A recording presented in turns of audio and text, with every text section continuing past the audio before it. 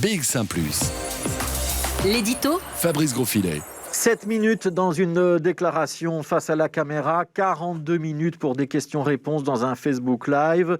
Le Premier ministre Alexander De Croo a donc choisi hier soir d'occuper le terrain médiatique en s'invitant à la télévision et sur l'écran des internautes. Alors la date n'avait pas été choisie au hasard puisque le 10 mars, cela correspondait à la déclaration de pandémie par l'Organisation mondiale de la santé, il y a un an.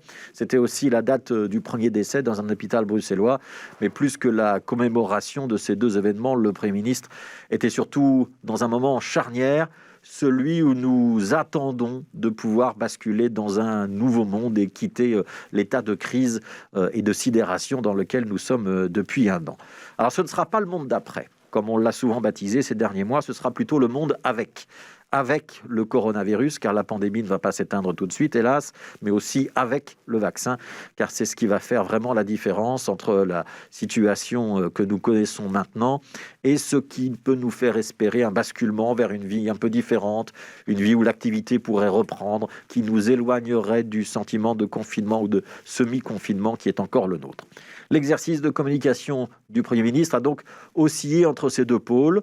D'un côté, l'espoir de pouvoir entrer dans ce monde avec, et de l'autre, la nécessité de ne pas s'y précipiter pour éviter une troisième vague.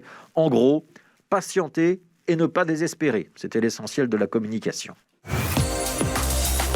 Alors sur la forme, on retiendra surtout la deuxième partie de cette soirée communicante, la partie sur Facebook avec des questions alternativement en français et en néerlandais.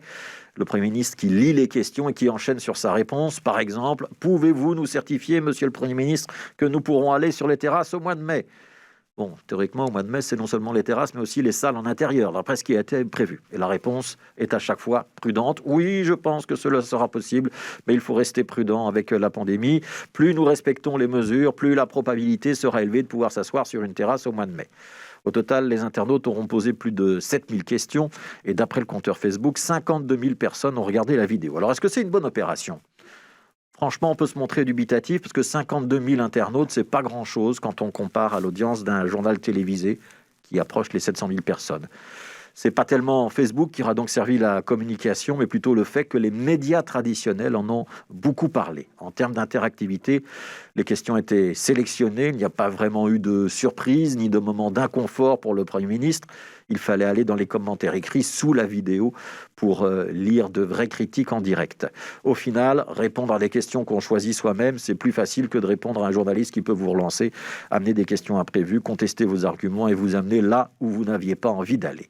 On rappellera aussi que Facebook, c'est malgré tout un réseau social vieillissant. S'il voulait vraiment toucher un nouveau public, et les jeunes en particulier, c'est sur TikTok ou sur Twitch qu'Alexander De Croo aurait dû se livrer. Bref, pour la transparence comme pour la modernité, on repassera. Il n'en reste pas moins qu'Alexander De Croo a donc fait l'effort de vouloir s'adresser aux Belges dans leur ensemble, d'occuper le terrain, de continuer à incarner la communication gouvernementale, et on doit lui en reconnaître le mérite. Il est présent, il ne se désintéresse pas de nos états d'âme et il en assume les risques médiatiques. Alors, ce que veulent les Belges maintenant, c'est sans doute moins qu'on leur dise d'être patients que de savoir quand ils vont être vaccinés et pouvoir retourner dans un stade, au restaurant, dans un théâtre, une salle de concert ou un simple repas de famille chez l'oncle Marcel ou la grand-mère Suzette. Et ça ne s'annonce pas dans un discours à la nation ou une causerie sur Facebook. Ça se vérifie dans les faits, pas sur le réseau social. Alors nous, on veut bien de l'énergie dans la communication, mais ce n'est pas l'essentiel. On veut surtout de l'efficacité dans la vaccination et toutes les autres décisions.